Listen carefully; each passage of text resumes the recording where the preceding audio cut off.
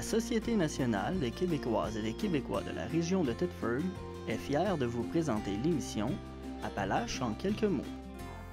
La TVCRA est au cœur des préoccupations des gens d'ici depuis plus de 45 ans.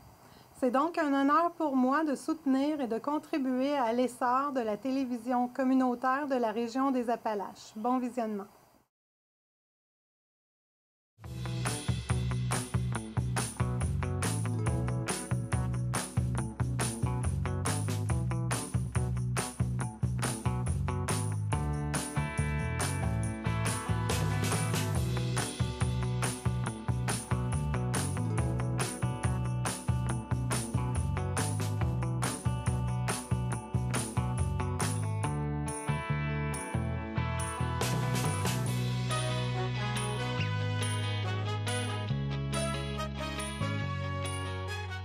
Madame, Monsieur, bienvenue à votre émission habituelle d'information Appalaches en quelques mots.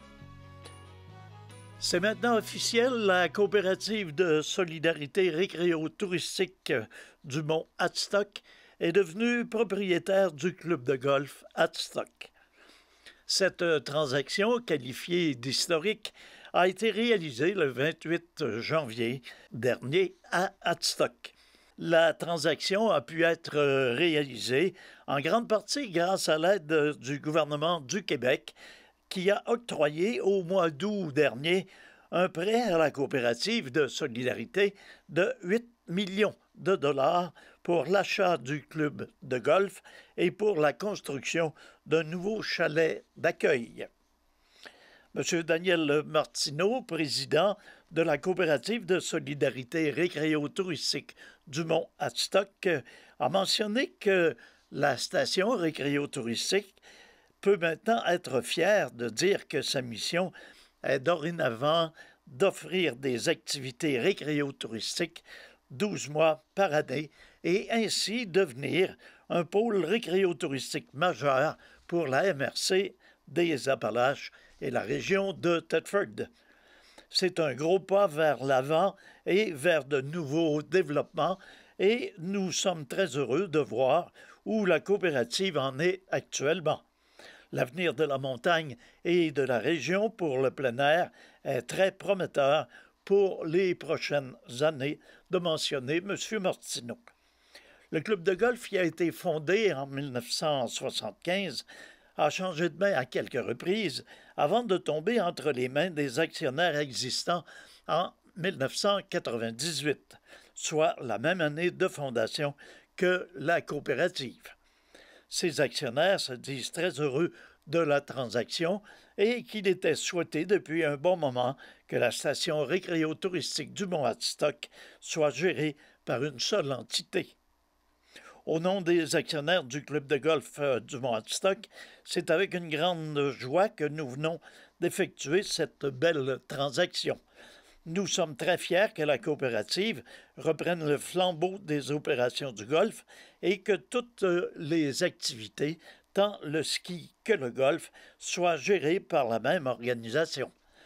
Non seulement cette transaction est historique pour le Mont Hadstock, mais elle aura également un impact positif et majeur pour la région de Thetford, de mentionner M. Martin Routier, président du club de golf Hadstock.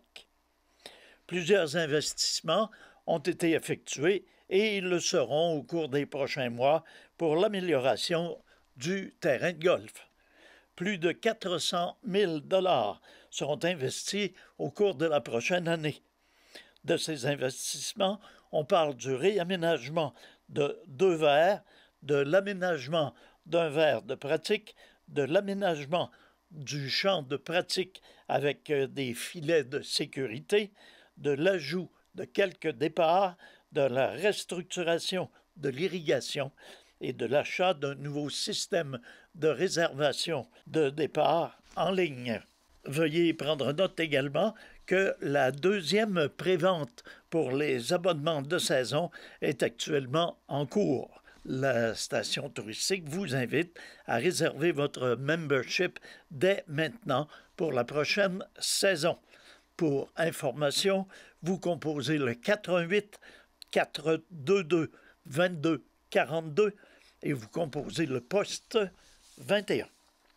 La région de Thetford se dote d'un programme d'accompagnement fait sur mesure afin de répondre aux besoins des entreprises qui ont entre 18 mois et 5 ans d'existence, et ce, dans le but d'accroître le développement des entreprises, mais également le développement du milieu. De plus en plus de gens, des jeunes, se sentent interpellés par la carrière d'entrepreneur. Par contre, l'accompagnement et le support via des outils est parfois manquant. Nous voulons donc, par le biais de cette offre de services, venir les appuyer et leur donner le soutien nécessaire, d'affirmer Mme Suzanne Lacombe, directrice générale de E2RT. L'accompagnement des entreprises en démarrage, mais également des entreprises en croissance, est un métier en plein changement. Ce nouveau rôle exige de nouvelles connaissances et de nouvelles manières de faire. C'est pourquoi, par le biais de spécialistes de divers secteurs d'activité, nous viendrons combler ces besoins de poursuivre Mme Lacombe. Ce sont donc 12 ateliers présentés en midi d'apprentissage et d'accompagnement qui se tiendront selon un calendrier préétabli, et ce à compter de lundi prochain, le 21 février, jusqu'au 14 juin. Parfois en virtuel, parfois en présentiel, le tout sera fait par des experts dans leur domaine. À cet effet, les firmes suivantes seront collaboratrices, à savoir l'agence créative Les Prétentieux, Blanchette Vachon et associés, de même que Maître Lucie Rouleau, notaire. Les thèmes abordés seront des plus variés, mais surtout des plus formateurs pour les jeunes entrepreneurs, et l'ensemble des ateliers sera offert pour la modique somme de 20 $ plus taxes. Les thèmes ou les sujets abordés seront les suivants: comprendre son marché et son environnement, comment bien comprendre ses états financiers, développer ses personas, le coût de revient d'un produit ou service, technique de lancement MVP, les taxes à la consommation et votre facturation, le coût de revient d'un employé, expansion et gestion de la croissance, lancer et gérer sa marque, valeur de l'entreprise, l'impact du décès et de l'inaptitude sur une entreprise et le marketing de guérilla. Pour s'inscrire, veuillez contacter le coordonnateur aux opérations de l'E2RT, M. Éric Lemay, via le 88 755 15 95, poste 0. Le projet est rendu possible grâce au support financier de Service Québec et à la collaboration du Service aux entreprises du Tremplin. La Ville d'Israëli lance pour une deuxième année un appel de projet en médiation culturelle.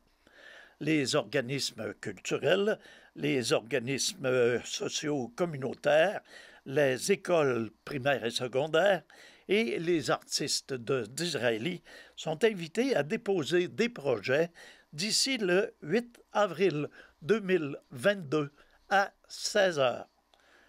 La médiation culturelle est une pratique d'intervention qui vise à réduire l'écart entre l'art et le public en faisant vivre une expérience artistique qui met en dialogue les œuvres, la démarche créatrice et les personnes.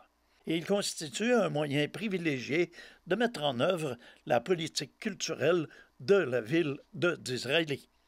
Par la médiation culturelle, la Ville souhaite susciter des initiatives culturelles stimulantes, innovantes et diversifiées. Une cohésion sociale renforcée pourrait même en résulter. Les artisans de tous les secteurs culturels sont les bienvenus, qu'il s'agisse des arts de la scène, des médias, des arts visuels, du cinéma, des lettres et littérature, des métiers d'art du patrimoine, du loisir culturel, de l'appropriation numérique et tout autre. Les projets peuvent être financés jusqu'à 80 pour un montant maximum de 2 250 $. De même que pour 2021, un montant de 9 700 $ est disponible cette année, de même que pour l'année 2023. En contexte de pandémie de la COVID-19, les organismes doivent présenter des projets qui, à toutes les étapes de réalisation, répondent aux règles sanitaires édictées par la santé publique. Voici un rappel des projets qui ont été autorisés et financés à 80 pour l'année 2021 par l'Harmonie de Disraeli Bois et Cuivre, une passion à partager, par le CERD, Réfection de la bande verte en façade, par le journal Le Cantonnier, des lettres qui parlent, par l'Espace Famille Maison Sud, œuvre collective familiale, et par la Maison des Jeunes du Lac-Elmer, Graffiti d'Israéli. Cet appel de projet résulte de l'entente de développement culturel 2021-2023, intervenue entre la Ville d'Israéli et le ministère de la Culture et des Communications. Pour obtenir le guide de présentation des projets et le formulaire à compléter, veuillez communiquer avec le service des loisirs et de la culture de la Ville d'Israéli au 88 449 27 71, le poste 2228, ou si vous préférez, 2228.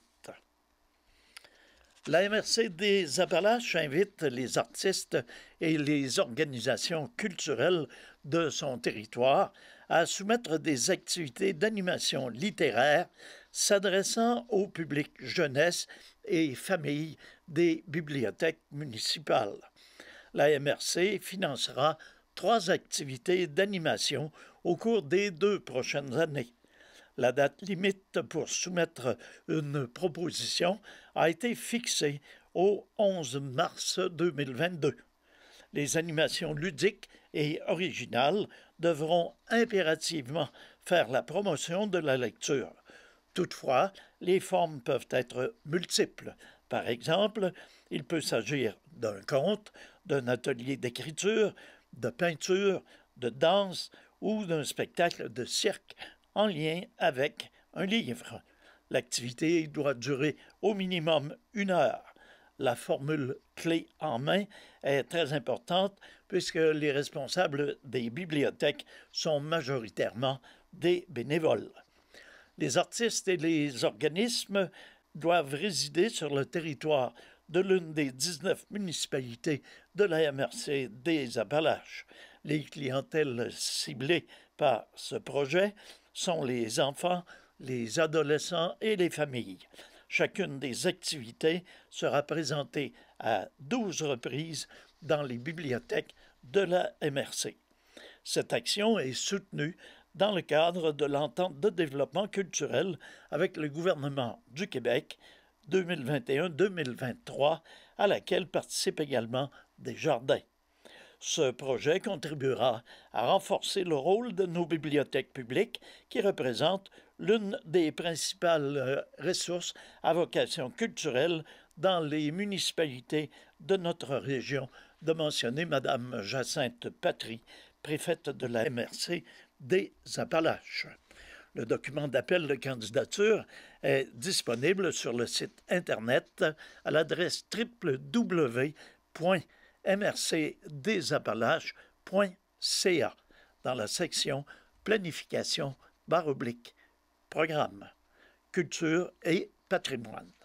Les personnes ou les organisations intéressées doivent soumettre leur candidature à Louise Nadeau par courriel à l'adresse lnadeau@mrcdesappalaches.ca ou par la poste à l'adresse MRC des Appalaches, édifice Appalaches, 233 boulevard Frontenac Ouest, 2e étage, Thetford Mines, code postal G6G 6K2.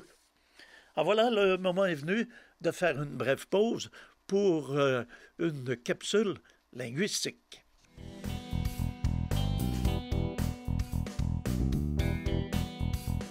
La conquête de 1759 et le régime anglais qui a suivi ont eu une influence incontestable sur la langue parlée au Québec au cours des années qui ont suivi.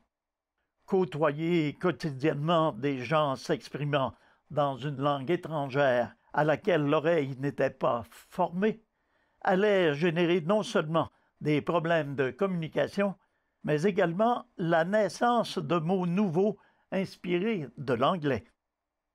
C'est le cas du mot « bécosse », dont l'origine serait l'expression anglaise « back house ».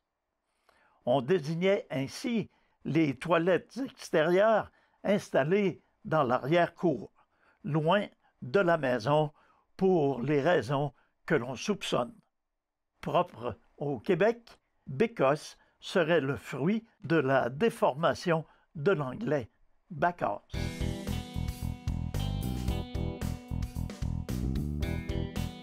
Dans le cadre de la 43e édition du concours Cégep en spectacle, le Cégep de Thetford est fier de présenter sa finale locale en présence le 24 février prochain dès 19h30 à la salle Pro Mutuelle du Cégep.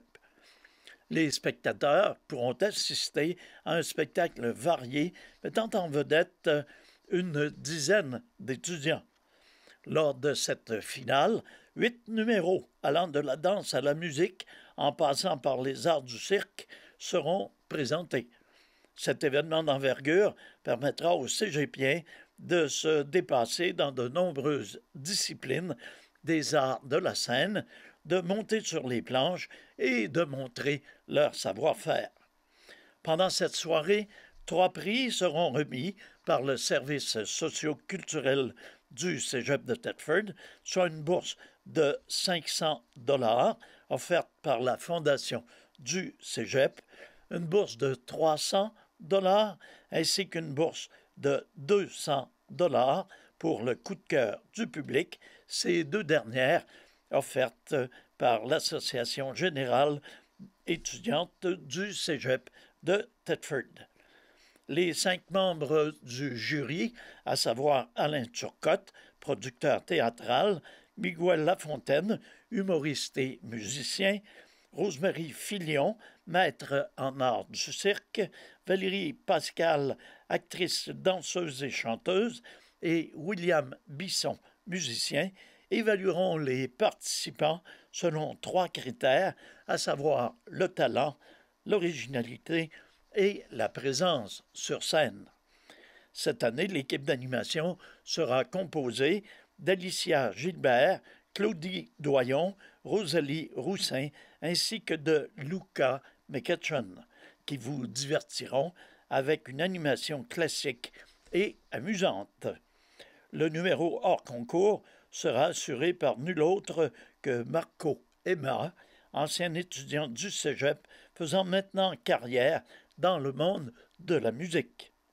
Là où les personnes gagnantes auront l'occasion de représenter le Cégep de Thetford lors de la finale régionale qui se tiendra au Cégep de Charlevoix le 26 mars prochain. La population est donc invitée à venir encourager les participants. Les billets sont en vente au coût de 8 $ et disponibles en ligne sur la plateforme lepointdevente.com ou à l'entrée de la salle Pro Mutuelle le soir de l'événement. À noter que les quantités sont limitées. Cégep en spectacle est une production du réseau intercollégial des activités socioculturelles du Québec, une présentation de Desjardins en collaboration avec le ministère de l'Éducation, de l'Enseignement supérieur et de la Recherche, le ministère de la Culture et des Communications et la Fédération des Cégeps. Ce concours est également rendu possible grâce à la Fondation Socan. Toujours dans le domaine des arts, mentionnons qu'après plusieurs semaines sans activité, la ville de Thetford Mines est heureuse d'ouvrir à nouveau les portes de la Station des Arts à toute la population. Ainsi, du 12 février au 3 avril prochain, les femmes sont à l'honneur dans 2 expositions présentées en simultané, à savoir Vivre au féminin du Centre Femmes La Rose des Vents, de même que Regard de Michel Paris. À l'occasion de son 40e anniversaire, le Centre Femmes La Rose des Vents invite les gens à découvrir un parcours unique, mettant en valeur le talent artistique des femmes de la région, tout en soulignant les nombreuses facettes de la vie de l'organisme. Sous le thème « Vivre au féminin », l'exposition propose 40 œuvres, à savoir 2 scrapbooks présentant une mosaïque collective de témoignages, ainsi que 4 poèmes écrits par des étudiantes de la région. Le projet a été réalisé en partenariat avec le Club de photographie des collines et le Centre d'art de la région des Appalaches, l'espace Le Vitrail et la ville de Thetford. Quant à l'exposition Le Regard de Michel Paris, peintre autodidacte, cette dernière a vu ses œuvres présentées dans plusieurs galeries et symposiums. L'artiste est en constante expérimentation par le médium, le support ou le sujet, une quête perpétuelle pour saisir et exprimer l'essence de ce que les personnes et la nature ont à offrir. Au terme d'une période d'exploration avec l'acrylique liquide, sont apparues 2 têtes, la femme et l'oiseau. C'est ainsi qu'ont débuté l'existence des personnages et leur présentation intimiste. Regard propose une communication non verbale entre la femme et l'oiseau, entre l'observateur et les personnages de l'œuvre. Une exposition où la couleur s'impose et où les textures rendent avec beaucoup d'émotion les personnages et leur univers. Toute la population est donc invitée à entrer dans le monde de ces artistes de talent. La Station des Arts est ouverte au public les samedis et dimanches de 10h à 16h. Veuillez noter que toutes ces expositions sont gratuites. L'automne dernier, les membres du conseil d'administration de la Fondation Maison de vie Les couleurs du vent annonçaient le lancement d'une campagne de sociofinancement dont l'objectif était de recueillir 2 300 000 $ en dons, services et subventions pour construire et aménager la maison qui sera située au 1489 de la rue Mooney-Ouest à Thetford Mines, voisin de la Bonne Mine. Nous sommes très heureux d'annoncer que la campagne amorcée auprès des entreprises de la MRC des Appalaches se déroule rondement alors que plus de 80% de l'objectif est atteint, de mentionner Mme Marie-France Lessard, coordonnatrice de la campagne de financement. Cette dernière poursuit en mentionnant « Nous remercions sincèrement toutes les entreprises qui ont déjà généreusement contribué à notre projet et poursuivons nos démarches afin d'aller chercher le soutien de plusieurs autres partenaires. Cependant, ce projet de cœur ne pourra pas se concrétiser rapidement sans la contribution essentielle de la population locale. C'est pourquoi Mme Lessard lance un appel à la générosité de chacun d'entre vous en sollicitant un don, peu importe sa valeur, car chaque dollar compte. Il est très facile de contribuer, et ce, de plusieurs façons, dont notamment par chèque au nom de la Fondation Maison des couleurs du vent, postée au 8 Notre-Dame-Est, case postale 73, Thetford Mines, GCG 5R9, ou par l'achat d'une parcelle de terrain ou d'un virevent identifié à votre nom. Pour plus d'informations, Madame Marie-France Lessard au 88 332 05 44. Et finalement, terminons en rappelant la tenue de la 10e édition du Carnaval des Jardins de Thetford les 25, 26 et 27 février prochains. Alors, le comité organisateur a tout mis en œuvre pour offrir une programmation alléchante à la population malgré les contraintes sanitaires.